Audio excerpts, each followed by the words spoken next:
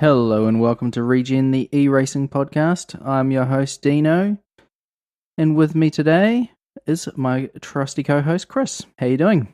I'm good, Dana. How you doing? Good. You're obviously back from the amazing Berlin E-Prix. I am. Got back yesterday morning. So, what a weekend it was. Just very nice to be back in the paddock finally after almost 11 months since I've been in now. But Wow. yeah, very nice. Yeah, and a lot of stuff with the Jaguar I-Pace eTrophy, of course, as well. Yeah, so the I-Pace eTrophy was back in the paddock this weekend for the 8th race of the season, I believe it was. And yeah, I spent a lot of time with the I-Pace eTrophy, and some very exciting things lined up for Motorsport Monday in the future, and on Motorsport Week as well. So everyone will have to keep their eyes peeled on that. Getting the plug in early, I like it. Yeah. You've got a plug. You've got a plug. Absolutely. Okay, so with that, we'll jump into the show. Media of the week. Now, I am a big fan of motorsport in general, and a big fan of the Formula One Beyond the Grid podcast. And they were interviewing Felipe Massa this week. Have you listened to that one, Chris? I haven't listened to that one, sadly. I don't think I've ever listened to it, but it's really cool. I recommend it if you have time. I recommend that one especially. It gives a good background into Felipe when he was in Ferrari, being teammates with quite a few of the, obviously, the more interesting drivers like Fernando Alonso. Yeah, I would imagine that'd be quite interesting. With Fernando's faster than you, and some of the fallout from a few of the other things. So I loved it, actually. So recommend that, listeners. And also Optipod. So without further ado, there is a promo for you to listen to. Here we go. Hi, I'm Toby McElroy, host of Optipod, the Optimistic Podcast. In each episode, we share positive stories from you. Join us April 2nd for our premiere episode, wherever you enjoy podcasts. If you have a positive story to share, call or text us at 512-387-4674, and we'll be sure to get it on a future episode.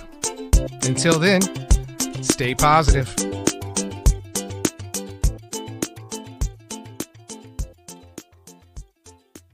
So if you liked that, please give it a listen. I know Tommy McElroy is an amazing host, and he has some really, really cool people that submit. And also, he is also looking for submissions. So if you have a cool story, some good news, then send it through to him. Audio submissions or emails, he loves both. So get on that. Now, Chris, what have you got for us?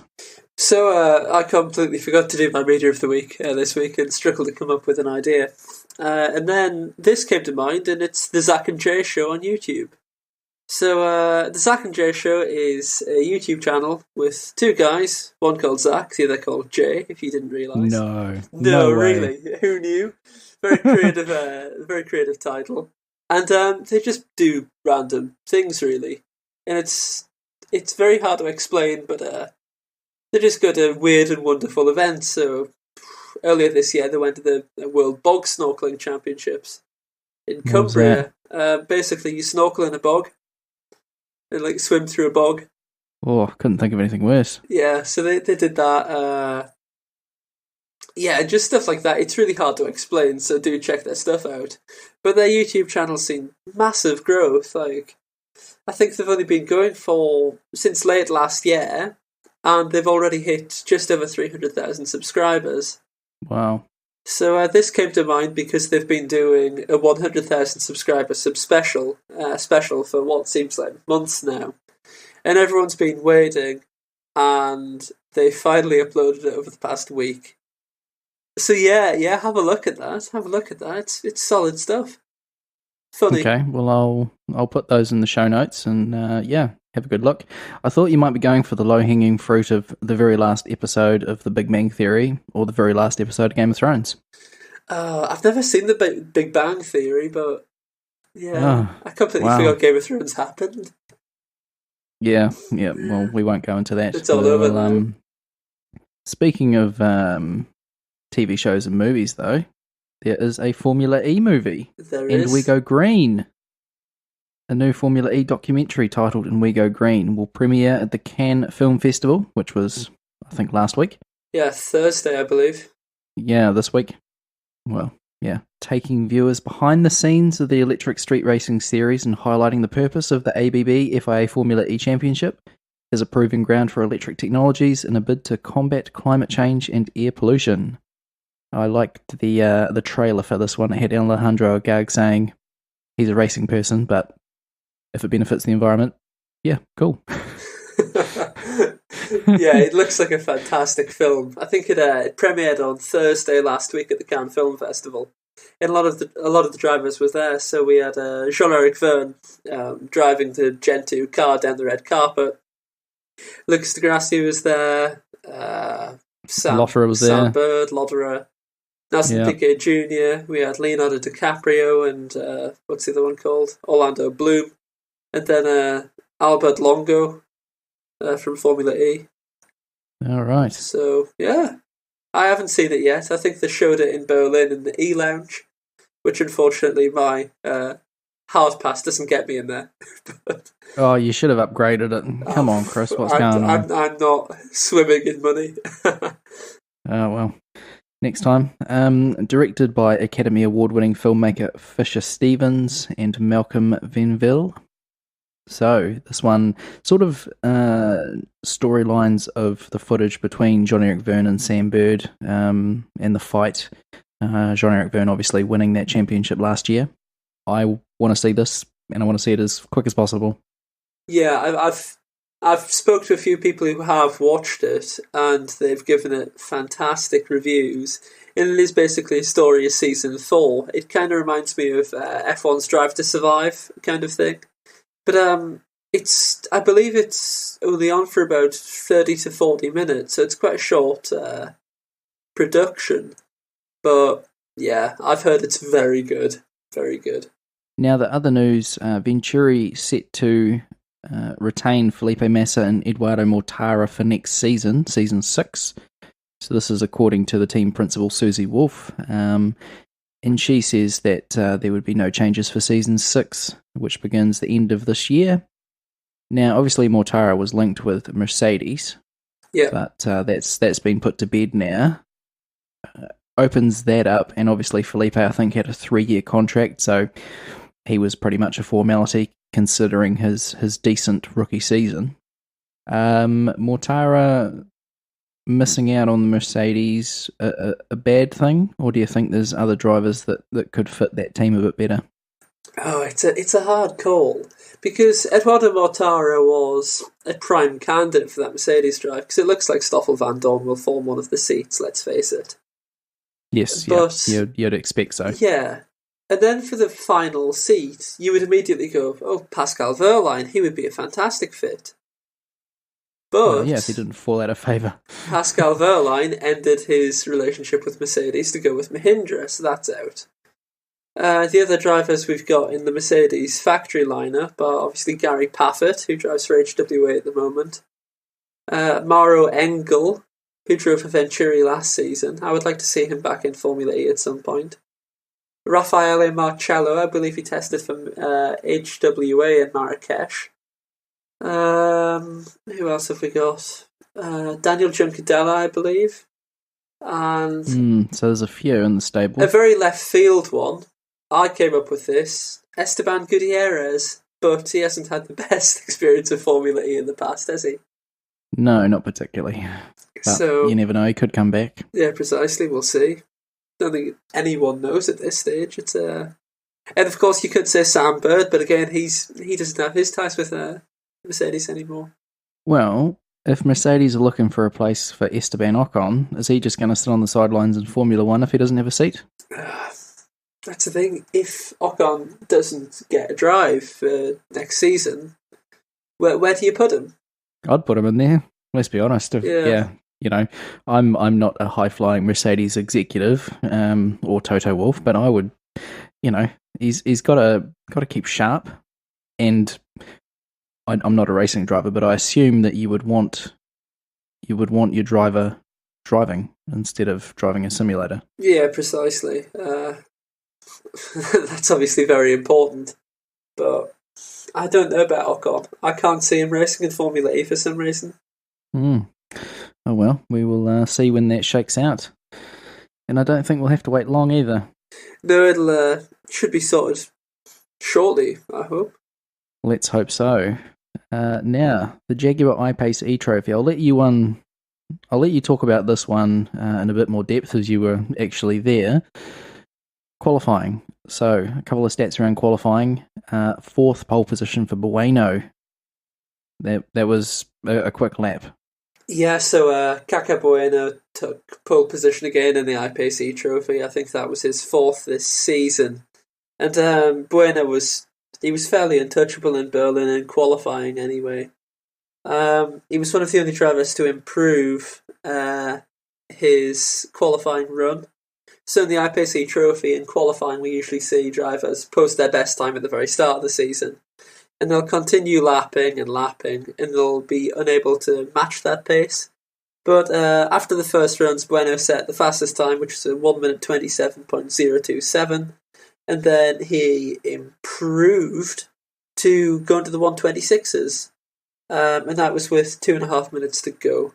So I think that shows that he did have pace around Berlin. He was one of the only drivers who was able to improve in qualifying. Now, why do you think that is? Because obviously Formula E, the later groups have a bit of an advantage with track evolution. So why is it that the first lap is sort of becoming the best one for the I-Pace drivers?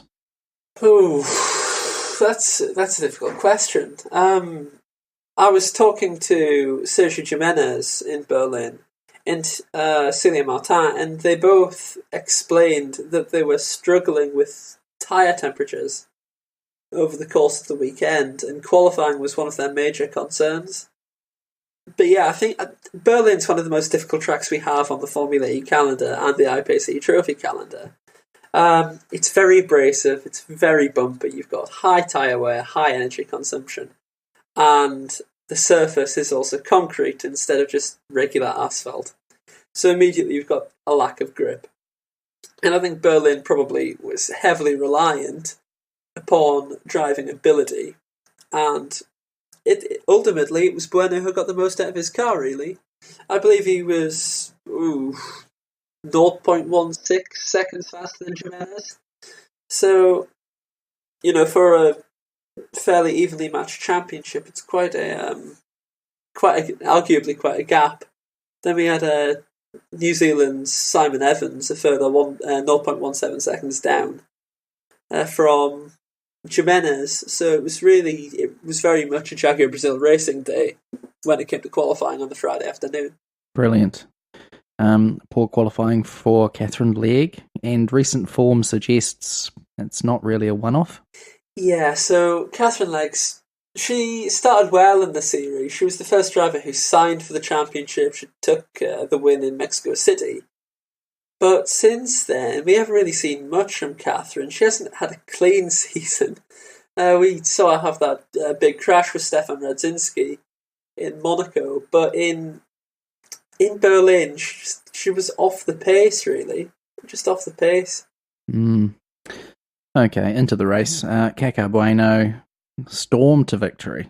It was pretty game set match from him.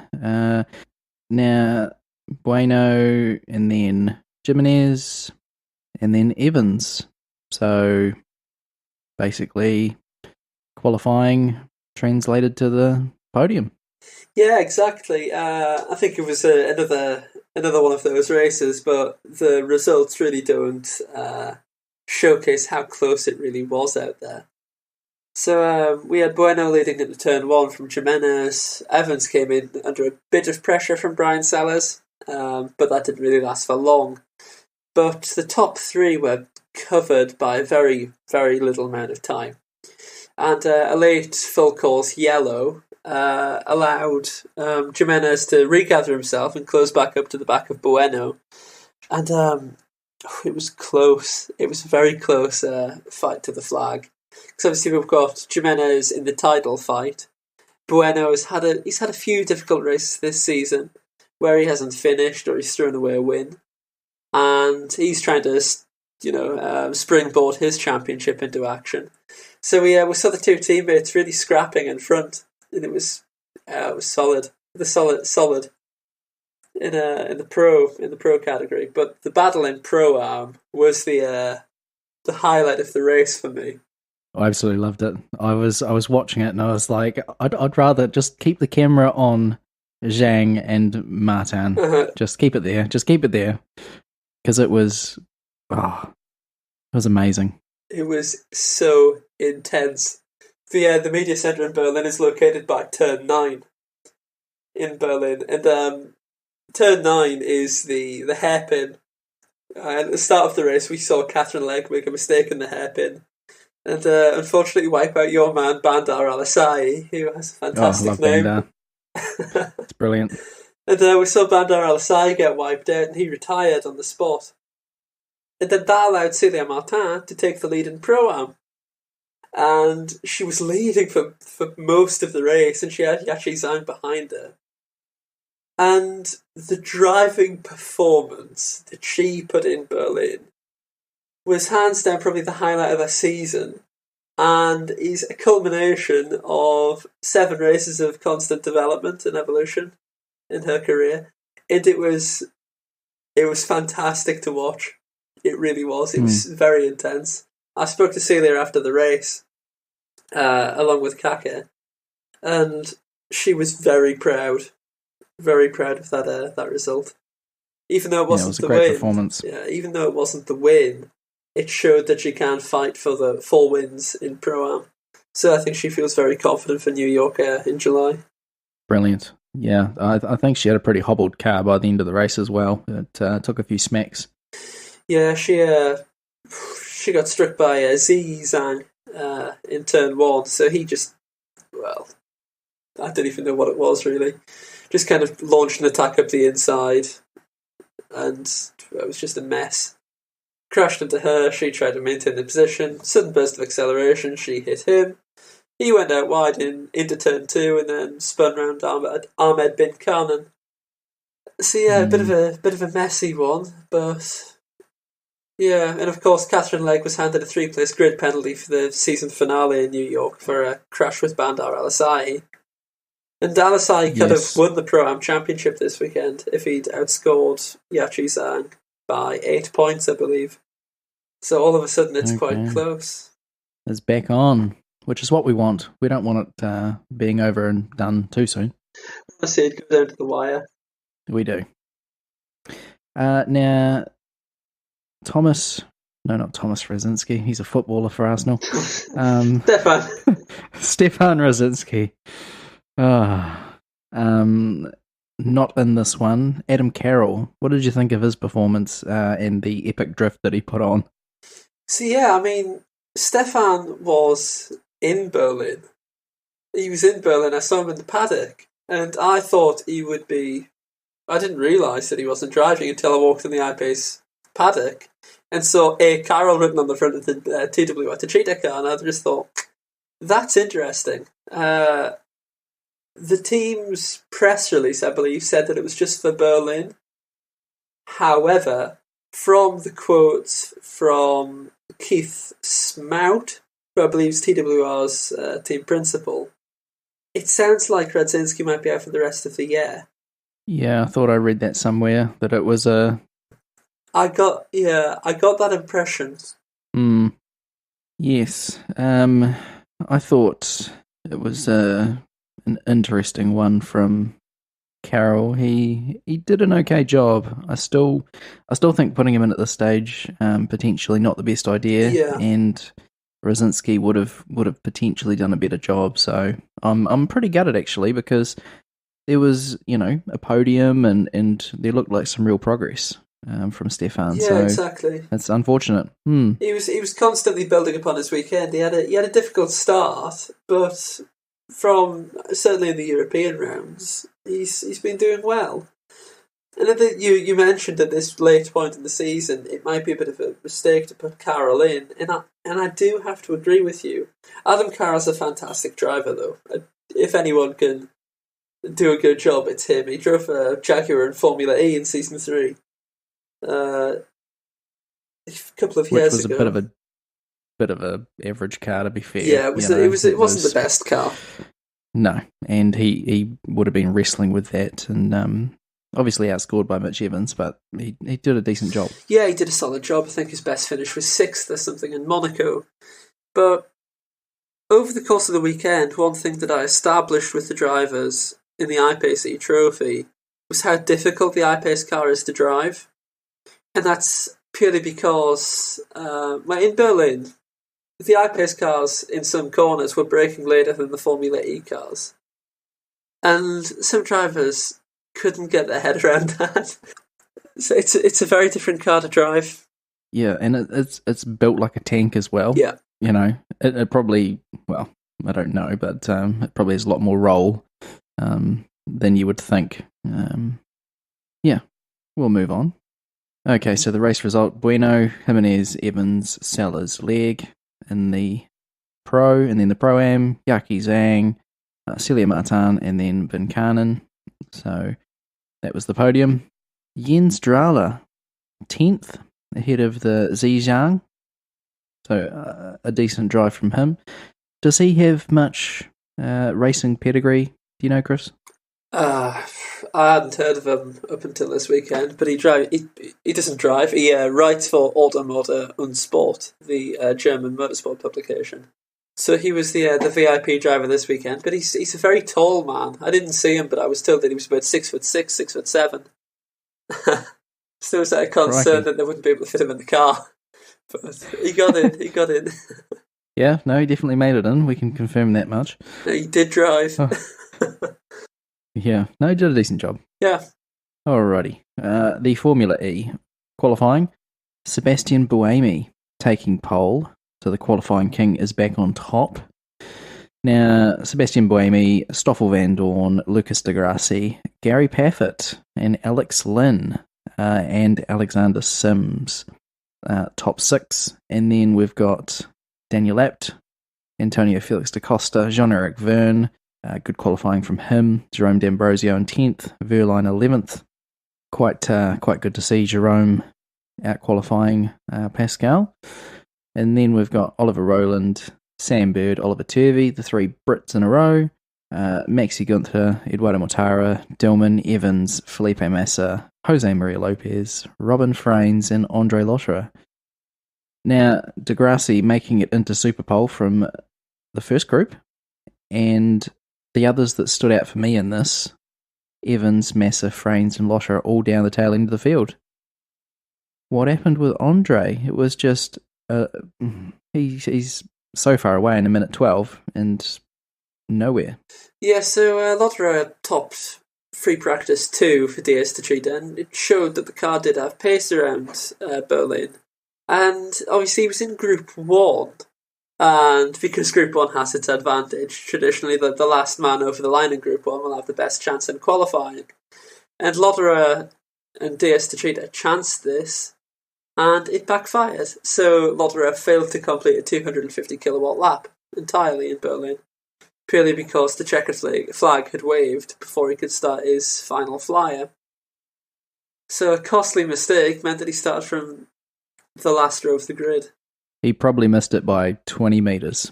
You could see the replay of it, and It was green, green, green. 20 metres before the line, the lights went red. He would have missed it by milliseconds. Yeah, it was half a second. It was very close. He was adamant that he'd made it, and DS Techeetah were very confident that they'd made it. But then the replay shows that they didn't really, and it was a costly mistake because at this stage in the championship, this was the 4th final race. Yeah, you can't afford to be dropping points. Yeah, that's the thing. Like, this could be the thing at the end of the season. Because, let's face it, Andre was showing pace. Probably, a top 10 finish you would have thought. Yeah. And that amount of points could be, they could lose the championship. Yeah, precisely. I mean, they're not looking like it, but potentially, that mistake, that could be it. Yeah, exactly. At this stage, one small mistake could be really costly. And that's the harsh reality of it, really. And, a lot of drivers attack the group qualifying format. Not to drop any names. Lucas di Grassi. Yes. But well, he made it in exactly, from Group 1. He made it in from Group 1, so, Just. It was close. He was the slowest runner. Well, he was on the fringes of not being in Super Pole, and as the 6th slowest driver in the group qualifying stages, he obviously started Super Pole. And it was a quick lap. It was a very good lap from Lucas di Grassi. And Alex Lynn failed to beat that. Gary Paffett failed to beat that. And Sims failed to beat that. Which, brilliant from di Grassi. Yeah, that's very good. Yeah. It's very good going. Paffett was di Grassi's nearest challenger, and he was 600ths of a second off for HWA. But then, Enda Buemi, stage left. Yes, he's back. Brilliant. And it was his first pole position based on pace since the New York City E-Prix last year. It's very hard to believe, but it is the case. Yeah, it is the case. And he was 4/10 faster than di Grassi's time. So total domination from the Swiss racer in qualifying. And I spoke to Sebastian after qualifying, and he was so happy. He was so happy. Just hoping for a dry race, which obviously he got. But yeah, and then Stoffel van Dorn slotted into second. Which he'll be absolutely thrilled with that too, Well, yeah, precisely. First season, rookie, and picking up the points. And it was a good qualifying for HWA. It was a 2-4 on the grid. So yeah, I look at it and I think, well, you've got 2 BMWs in the top 10. You got the 2 HWAs, 2 of the Audis, the Virgins nowhere, the Jaguars, Alex Lynn. Where did that come from? 5th. Yeah, it was a good qualifying performance from Lynn. I think we're seeing him grow in the Gen 2 car, but the Gen 2 car specifically, I think, really suits his driving style. He struggled in his first season of Formula E with Virgin, and he got some good points finishes for the first 4 or 5 races, but from there, it was downward spiral. But I think being with Jaguar Racing, he's got newfound confidence in his own ability. And yeah, he's very confident at the moment. He's in a good place. Now the race, Buemi led for a few minutes, but di Grassi didn't really take very long to get rid of Stoffel van Dorn and then Buemi himself. He looked like a man on a mission and easily had a 1.5 second gap out the front. How easy was this for di Grassi? It looked like nothing was going to stop him from the win, basically, right from the start. Yeah, as soon as Lucas di Grassi qualified in 3rd, I thought di Grassi's going to win this race very easily. Because what we've got to remember is because the Berlin track is very heavy on energy consumption, it very quickly becomes a game of efficiency. And that Audi Sport Abt Scheffler car is a very efficient machine.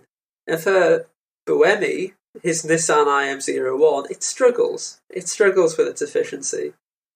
I know we've heard all sorts of rumours and theories about the Nissan powertrain, but it ultimately is inefficient in the race. And it was a game of efficiency in Berlin, and it was di Grassi who was the most efficient driver on the day. Was there much tyre degradation, or did the tyres hold up okay for the drivers? They sort of looked like they were sliding around the place a little bit towards the end. Yeah, so I was speaking to Tom Dillman in the run-up to the race. Did you get an autograph for me? No. Oh. The thing is, I could have probably... When I was talking to Tom, 2 guys just walked up to him and asked for a cap, and he got them caps. I probably could have gotten you something in all honesty, but never mind. All right. Next time you're at a race, a signed cap would be appreciated. No. And then I will, and then we can post it all over social media because we love Tom on this podcast, but he's just off the pace, and the car looks like a dog. Yep, carry on. The car is a dog. Well, I can't say that because I really like Neo. I just say it looks like one. All right. Yeah. Sorry. But Well, now we can't ask for a cap. Now I'm going to have to do it myself. what was I saying? Something about Degrassi and the tyre wear. Okay, so No, Dillman and the tyre wear. So Tom Dillman thought that it would be a very crazy race in Berlin, combining the concrete with the abrasive surface and the high energy management. So he thought we would see a fairly unpredictable race, but we had a full course yellow with about 16 minutes to go for Alex Lynn. Yeah, and that just kind of removed strategic elements from the race. But I'm confident. I think tyre degradation was definitely a factor in Berlin, you know. It's definitely the most bumpy and abrasive surface we race on all year. So yeah, I liked your segue into Alex Lynn. He was sort of carving through the field, and he had a good scrap in the midfield, but eventually the rear of his car seized, and he just spun and couldn't go anywhere. What was the problem there? I heard somewhere that it was a pretty rare problem that doesn't really happen with Formula E cars so much. But yeah, it meant that he lost drive in the rear of his car. I would imagine that would be potentially like a drive train problem. Right. So very annoying because he was running inside the top 6 at the time, I believe. So it could have been a very good haul of points for Jaguar, but that was gone, annoyingly. Well, it was a really good showing from him. He's been on it all weekend, and you can only do what you can do. You know, you've done everything you've been asked of, and if the car lets you down, well, the car lets you down. Yeah, exactly. Now, Lotterer, battery issue, retired, which his weekend just went from bad to worse. He was making up a few places, but didn't really seem to be getting. Well, I think he retired and he was about 14th. Yeah, he started from 21st and made his way through the field. I think the highest he was running was around about 10th or 11th. And then he had the battery problem, as you mentioned. And it was the first retirement in the Gen 2 era because of a battery problem. And that was just a cooling issue. So he really struggled with cooling and just had to retire. And the car would have stopped out on track anyway, so it was a good job he managed to get it back into the pit lane. But, yeah, difficult weekend for him. Very difficult. Wanted to talk about Dragon. Lopez, did you see him in the closing stages? Had about 2%. And I thought, he's probably not going to make it. Yeah, he was running really well. He was up above Maximilian Günther. And he was incredibly quick. But then, I don't know, he finished well last of the runners just because he had to conserve energy or else he wouldn't have made it. I didn't actually notice that. Yeah, he was just going for it, and I thought, crikey, he's just flying, but no, he had to crawl at the end, obviously. So it would have been a tough one for Dragon. Yeah, difficult weekend. I can't help but think Lopez's his time might be up at the end of the season with Günther beating him both quali and the race here as well. Yeah, it's just been a very frustrating season for Dragon because the team has like a trend in their performance, a correlation that's downwards. Every year they seem to get worse, consistently worse. You know, and this season's been a fantastic case study of that. They did well in Berlin last year. I remember Jerome D'Ambrosio was in the Super Bowl shootout, but this weekend, nothing. Not really a glimmer of hope. We had Günther finishing 14th and Lopez in 20th. Yeah, crawling around. 46 seconds off Degrassi, who obviously won. Yeah. And that's mad. Yeah. That's mad. Take a look at his rise and then fall just at the end of the race when you get a chance. Yeah, I'll have a look. I'll have a look at that. Yeah, obviously all eyes would have been on the front battle, but that was interesting to see as well. Now the standings: Jean-Eric Verne retains the lead of the championship with 102 points. Lucas Di Grassi, 96 now. It's going to be spicy. Andre Lotter, a 10 behind Di Grassi now, with that terrible weekend on 86. Felix da Costa on 82. Frines 81. And then we go down to Mitch Evans on 69. Apt on 67. D'Ambrosio 65. Roland 63. Buemi 60. I'm quite shocked that Roland has more points than Buemi, but we'll talk about that in a minute. Bird 56, Mortara 53, 52 for Verline, 31 for Massa. Van Dorn on 30 points now. Alexander Sims on 24, and Gunter on 10, Paffett 8, Turvey 6, Lynn on 4, Maria Lopez on 3, PK on a point, Nazar, Dillman, and Rosenquist 0 of all the entrants this season. Roland has more points than Buemi at this stage. Did you predict that? I certainly didn't.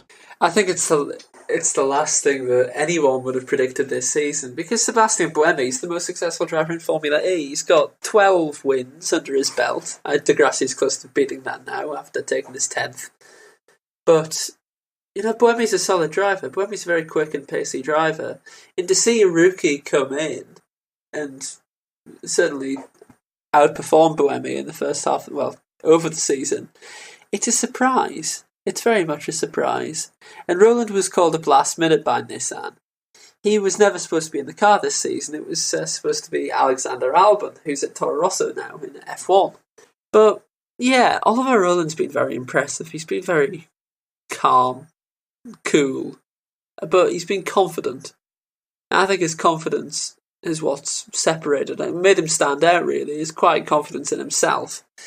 But then he hasn't had the easiest year, as Sebastian Buemi. Yeah, he's had braking problems, I believe. His retirement from Santiago when he was leading. It's just a series of unfortunate events.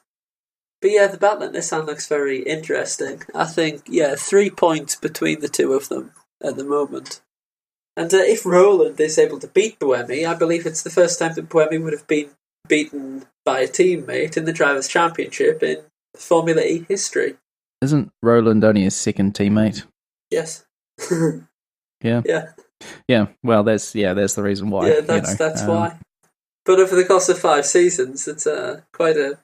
Yeah, it's a good. I mean, it wasn't Nico Prost, but yeah, it's a good feat. Yeah. Now, cut off for the championship, I would say only the top 5 still in it. Robin Frines on 81 points. Mitch Evans in 6th on 69. Is that a little bit too far now? I think we've still got 84 points on offer. Yeah. I would say the top 5. I know there's only 1 point between Da Costa and Frines, but I might even just say the top 4. Really? Yeah. I don't have any faith in the Envision Virgin car. Oh, okay. I really don't think they can challenge for the championship this year. It's a bold statement. I know it's a very bold statement, but I don't think. Okay. The Constructors' Championship, DS Techeetah, 188. Audi Sport App Schaeffler, 163. 137 for Envision Virgin. Nissan, 123. Mahindra, 117. 106 for BMW. 84 for Venturi. A Panasonic Jaguar on 74. And then you got HWA 38, Geox Dragon on 13, and Neo on 6. Do you think now that Envision seems to be dropping down the charts after a goose egg and then 2 points in Berlin, and Nissan, 31 points and then 25, I mean, are you going to see Envision Virgin 4th or 5th? 2s and 5th. Ooh, it's a hard call. I would definitely say not 3rd. I can't see the team finishing 3rd right now. They've had a it's a shame really, because they had a very good start of the season, but unfortunately I just can't see it. I can't see it. I was talking to Sam Bird, and he came 9th in Berlin after failing to finish in the top 10 for the last 4 races. And he goes, it's not the season that I wanted at all. We started really well. We won early on. We had podiums early on. They had the 2-3 result at Marrakesh. It was a nice haul of points. And then since then, the pace hasn't been there. I mean, I know Bird's had for Bird, he's been very unlucky with multiple incidents ruining his race or something like that. But he said the last time he was in the top 10 prior to Berlin was Hong Kong, which is when he was leading the Drivers' Championship. And now he's outside of the top 10. Yeah, I read something that he gave himself a 3 or a 4 out of 10 for the season, which I thought... Yeah, that was written by me, yeah. Oh, that was written by you. Oh, well, at least I'm reading the right things. I think I commented on it and said I'd probably give him, like a 5 or 6. He has won a race. Yeah, precisely. He's obviously being a bit hard on himself with a 3 or a 4. I mean, a 6 out of 10 is probably where I would put him. Yeah, I still think he's got quite a few more points in him this season, but it's been terrible. Yeah, it's been so unfortunate for him, and it looked like it could have been Sam Bird's year this year. And I did ask him, we've got X amount of points available, 3 rounds to go. You're obviously very good in New York, because he won both races at the end of season 3 there. Yeah, very good in New York. Where do you go from now?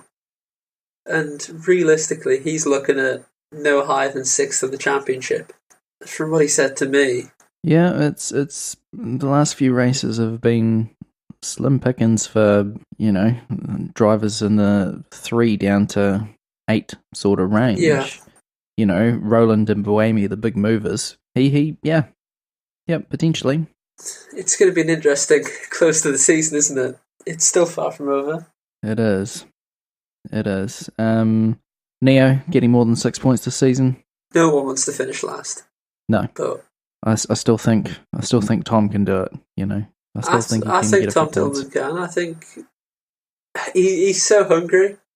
They just need that one race. There's no quick solution for the problems that they've got at the moment.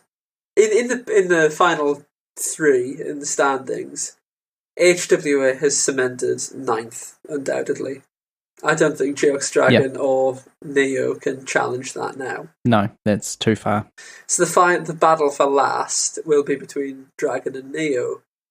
You've got Dragon on 13 points, Neo on 6, 3 races to go. Ooh, I don't know. I think, obviously Dragon has the edge at the moment. No, I can't see it happening. Okay, well I'm going to go for Neo 10th. Yeah. I'm just thinking of Dragon's pace in qualifying. Yeah, they do have a bit. Yeah. We'll see. And before we go on to Driver of the Day, who has the next 2 weekends to save their seat for Season 6? Ooh, this is a left field question. I've thought about this one, and my thoughts go to, unfortunately, Gary Paffett. Yeah. They go to Alexander Sims. Okay. Lopez. Yeah. And Dillman. Okay, that's interesting. The next 2 weekends to save their seat for Season 6. I definitely agree with you on Jose Maria Lopez. I think Lopez is a man under pressure right now, and he's been completely outperformed by Max Gunther. Elsewhere, you could argue Daniel Abt. I don't think so. No. Yeah, surely I can't see Abt leaving. But I think he might come under a little bit of pressure, especially if Degrassi's now winning. Who's replacing Abt? Oh, flipping heck. Me. No. From journalist to driver. Yep. Can you imagine put me in the I-Pace eTrophy? Well, I'd love to give it a go, but anyway. I would say either Nico Muller or Rene Rast. But that's a very big gamble. But What about Sam Bird? Sam Bird's certainly an option. You've got the Audi powertrain in the back of the Envision Virgin car. So I don't see why that wouldn't be possible. I just don't know what kind of a deal Sam's on with Virgin at the moment. He's obviously been there since the very start. of his career in Formula E. It's a happy hunting ground for Sam and Envision Virgin, or has been. So yeah. Okay. Well, we'll obviously wait and see. But Gary Paffett, do you think he's sort of driving for his career with? I would say so. Yes. 8 points and Stoffel on 30. Stoffel Van Dorn isn't an easy teammate to have, is he? Very challenging to beat. Obviously, most successful GP2 driver we saw, and he raced in F1 alongside Fernando Alonso. And you could probably argue that the situation that we have at HWA is similar to the situation we had at McLaren last year. You've got Paffett versus Van Dorn, and Van Dorn versus Alonso, and Van Dorn being the Alonso in this scenario. Mm. To be honest, I think Gary Paffett is under pressure. I thought he might have been replaced this season in the early stages. It's a bit, that is a bit harsh. Yeah, we didn't talk about him getting mugged in the race, and he just couldn't stop the rot. So he just kept falling and falling. Yeah, exactly. Which was, I mean, he's probably less under pressure than Lopez, or, well, I hope Dillman stays. Well, actually, Dillman to Audi. Oh, I think that's very, very unlikely. in an ideal world. Anyway, okay. So, driver of the day, Chris. What do you reckon? There's only one man who can get it. Byrne? Yep. Jean-Eric Byrne. What a drive. Oh, 8th to 3rd. Fantastic. Yeah, it was a really, well, he did send it up the inside quite a few times, and the overtakes were sublime. 9th to 3rd. Brilliant. Yeah, exactly. It was the confidence that he had in that DS Techeetah car was mental. It was crazy. We saw him racing against Paffett in turn 6 early on, and he was so close. He was so close to him, and it was very measured and calculated performance from Verne. And he was battling Degrassi at the end, and then what if is a horrible little question at times. But you've got to think, if we didn't have that full course yellow, what could Verne have done? You want to find out and think, if it wasn't for this, or you could, all of these factors. Yeah, I mean, it bunched up the midfield. Yeah. Some of the cars might not have, been caught by others, or I mean, it's hard to say. Yeah, to think, because the full course yellow removed any need for energy management, really, which is really annoying because we had this fantastic strategic battle opening up, and it just eliminated it.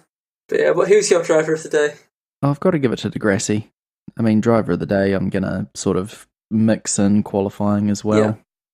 Yeah. It was just, there was no stopping him once it got to the race. He just made quick work of Van Dorn and Buemi, and I thought that was brilliant.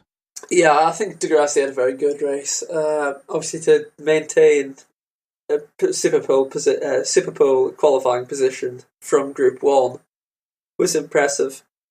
And as soon as he was starting in 3rd, was there anyone else who was going to win this race realistically?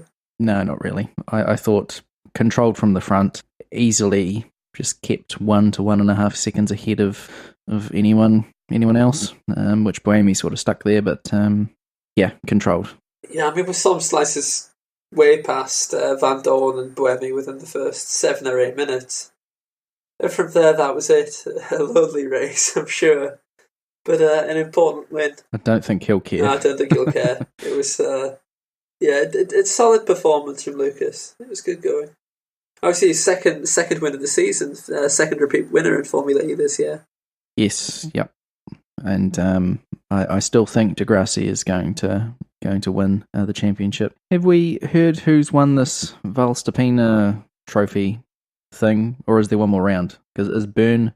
I think Byrne is. Yeah, Byrne's the final round. Right. So add that everything's still to play for. I think it was locked to. It's not anymore.